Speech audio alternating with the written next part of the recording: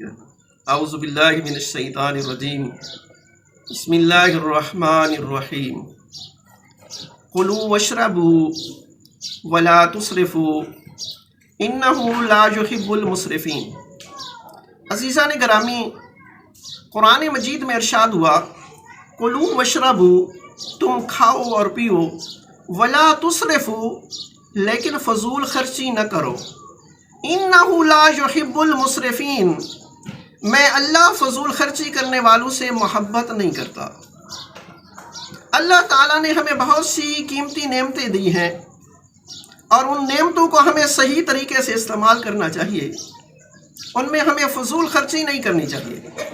انہی نعمتوں میں سے ایک نعمت پانی بھی ہے۔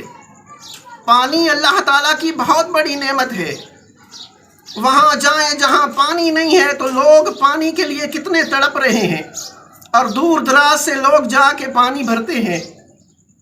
حالانکہ اسلام میں ایک نصاب مرتب ہے کہ اگر انسان وضو کرے تو کم از کم 3 پاؤ وضو میں پانی خرچ کرے، اور اگر غسل کرے تو کم از کم پانی جو صرف کرے 3 کلو تک کرے۔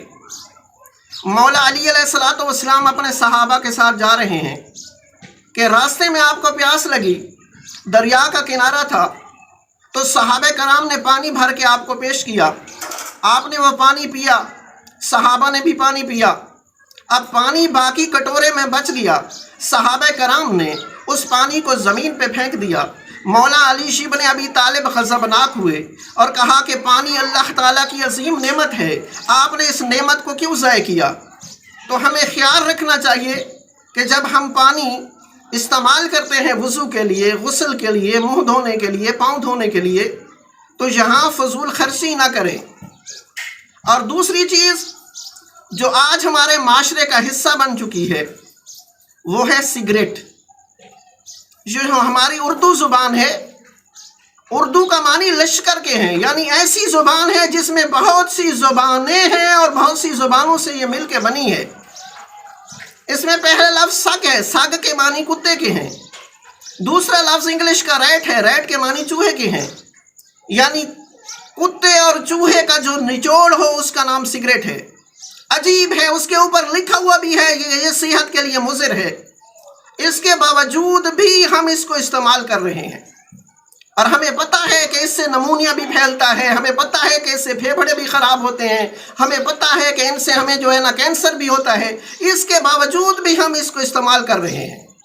اگر یہی پیسے جس سے ہم سگریٹ خریدتے ہیں اگر ہم جمع کرتے رہیں تو اس سے ہم حج بھی کر سکتے ہیں، اس سے ہم عمرہ بھی کر سکتے ہیں، اس سے ہم حضرت امام حسین علیہ السلام کے زوار بھی بن سکتے ہیں۔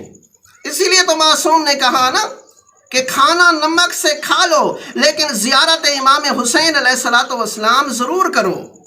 تو میرا دوست، سگریٹ جب آپ پیتے ہیں تو آپ کے منہ سے بدبو آتی ہے، اور یہ بھی معصوم کا فرمان ہے کہ جب تم مسجد میں جاؤ تو پیاز نہ کھاؤ، کیونکہ پیاز کی بدبو سے اللہ کے جو ملائکہ مسجد میں آتے ہیں ان کو تکلیف ہوتی ہے، جو لوگ نماز باجماعت کے لیے آتے ہیں ان کو تکلیف ہوتی ہے، اور پھر وہ شخص وہاں پہ جاتا ہے تو لوگ اس کی بدبو سے تنگ ہو جاتے ہیں۔ تو دعا ہے اللہ تبارک و تعالی ہمیں فضول خرچی سے بچائے۔ وما الینا الا البلاغ۔